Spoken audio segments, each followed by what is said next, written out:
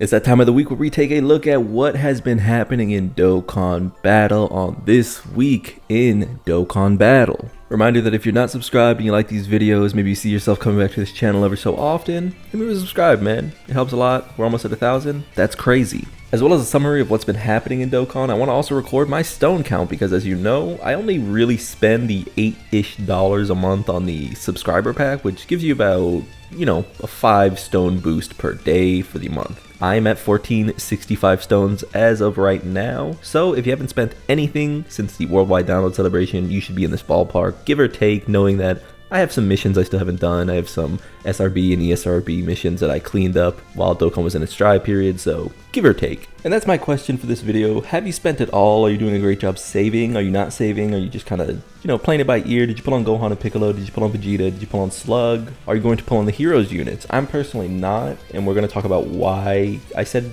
I'll get into it. I'm going to say that the first order of business is the Lord Slug that recently released. He is a Dokkan Fest, and he could have a part 2, but we don't know that yet. It's either a Heroes part 2 or a Slug part 2 or a Dokkan Fest on the 29th, so that'll be interesting. As of right now, we're sort of looking at Slug as the second best TUR, but I would go as far as to say that he is the best TUR that is not an easy A because he is simply put more necessary. I know that's kind of an odd delineation to make, but every time you would be using SSJ3 Goku, you could probably just fit a better LR counterpart on the team, whereas Slug has some niches to fulfill that are kind of interesting. I think you will more often than not find yourself reaching for Slug because he helps the team, whereas Goku wants to be the star, and you could just have other stars. And I guess that helps me transition into my second talking point today, which is that Dokkan has a TUR problem, and it's becoming more and more apparent as they release these batches of TURs. Here we have the daily download for this week, and it is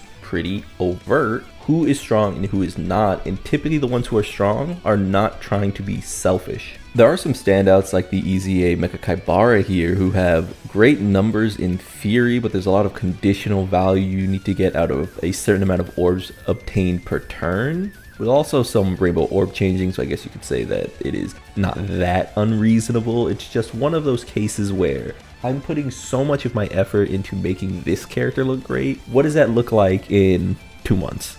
When 10th anniversary comes, what does it look like for this character who is only stats? This character is a stats character. It doesn't look great. And as I said, if that's the outlier, if that's the exception, what happens when we look at a character like Super Saiyan God Trunks who is trying to do the exact same thing of be stats and a lot of attacks, and suddenly it's not as good?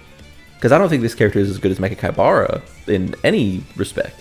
But he still has all these conditionals, and he still has this conditional damage that he's doing, and what does that look like in a few months when these characters age out? He's just gone. And hopefully you didn't pull looking for this character or spend any coins looking for this character, because this is the definition of this character is old and he's getting easy aid, so if you have him in your box, cool. If you don't, no big loss. We have example of the Woman in Black, who is one of those characters I talk about a lot, where I think it's fun when Dokkan uses some specificity, some lore accuracy to make characters kits, but this character doesn't do anything. The gimmick is that she wants to be run with a Yamcha? Who? Who is she being run with? This is a Dragon Ball story clearer? Like, what are we doing?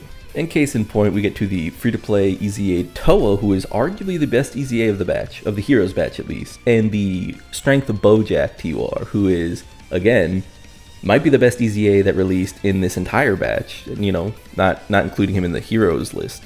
He is a great support. She is a great support with dodge. There are just a lot of things being done here that make them easy to place on rotation and then move off and not try to contend with the space that the LRs are currently occupying in Dokkan. More than any other year in Dokkan, you might find yourself wondering, man, how did I get to 800,000 HP here? And it's because a lot of your teams are just stacked with these LRs, and when you bring TURs, you're kind of like, I'm kind of just doing this to be goofy, or maybe I don't have a better unit to put in, or what have you. If you have a box, if you've been saving and you've been pulling on all the important units, it's really hard to fit these TURs in unless you're just trying to fuck around with them. So what's ended up happening is that essentially the best TURs, the best aging TURs, and maybe this is always the case, but you kind of clasp your hands together and hope that they do some kind of supporting or activate a supportive domain like Lord Slug does, etc, etc. Like Topo's great because he has this transform condition that goes into a damage dealer, but for most of the fight, he's just kind of contributing to the overall success of the team, slot 1, etc, etc. Two of the TURs that have sort of become the standard for the class of character have become the 23rd World Tournament Goku and his counterpart Jr. The reason people like bringing these up is because of how obtusely powerful they were. But the thing about these characters when you compare them to TURs this year is if you scaled them directly up from 2023 to 2024, they would probably be better than every other TUR released this year. The reason I say that is because you would have to give Goku the ability to tank, and he would keep his ki deflection, so he'd be immune to a lot of supers that exist.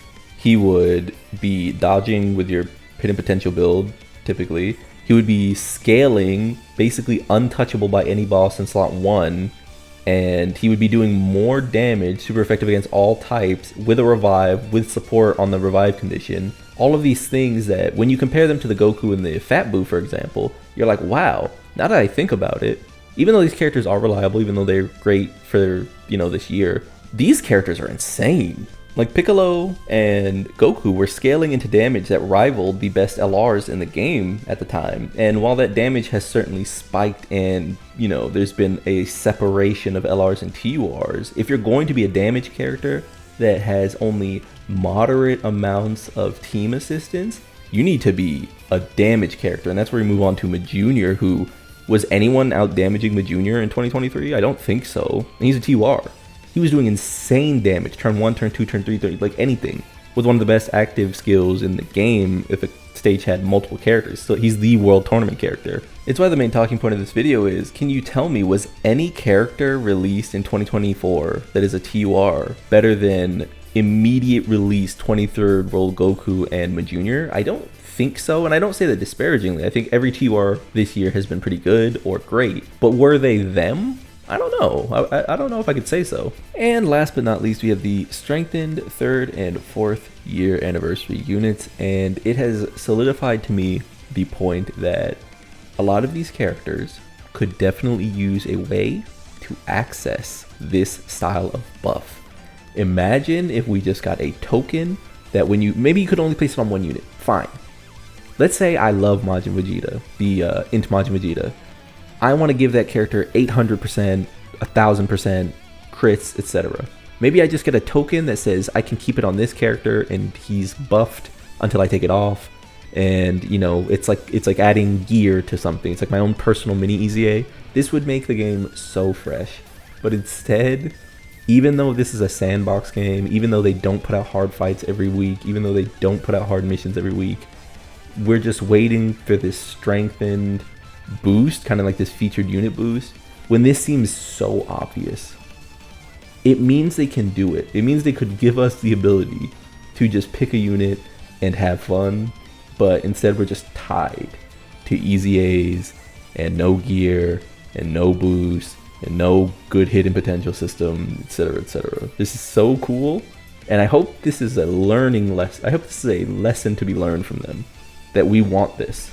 And the reason this sort of comes up to me again is because I saw this tweet the other day that was saying essentially that the biggest problem in Dokkan, hot take, the biggest problem in Dokkan is the HP values now. You need 800,000 HP you can't take, and we need to damage, reconfigure, and all that. I wish this was the biggest problem in Dokkan. If this was the biggest problem in Dokkan would be in a really good spot, because I think this is tertiary. This is fluff. This is a fluff point. This is not the biggest problem in Dokkan. The biggest problem in Dokkan is that I've had no reason to really get on the game outside of doing weekly, like my daily missions for, 2 weeks. You know what I mean? Like, the biggest problem in Dokkan is there's no reason to open the fucking app a lot of the time. It's why I say a lot of the time that the Dokkan player base doesn't really understand what it's mad at whenever it's mad. It doesn't understand that it's not a problem that these Goku Black characters are fucking terrible. The problem is that there's no way for us to impact the strength of that character once they're bad. Once a character is released and bad, it's just done. In other games, there might be niche cases where it's like, oh, if I put them on this team and then I can protect them and then blah, blah, blah. The thing about Dokkan is it's so anti-modern that the fights are just static stat checks a lot of the times. There's not really a lot of nuance with what the characters are doing. Not like games that are built more like JRPGs like Epic 7 or HSR. So then I come back to the point of like, what does 200k health really do except make me win one more run than I would have run before? Does that matter? Like, it doesn't make more characters usable. Oh no, I got to win with 600,000 HP remaining instead of 400,000 HP remaining while playing my LR teams. Cool. Again though, no hate on this point, or you know, people can have their gripes, it's fine. But that's gonna do it for this week in Dokkan Battle. If you liked the video, remember to like the video, subscribe to join the club, and we all go make it, man. I'm out.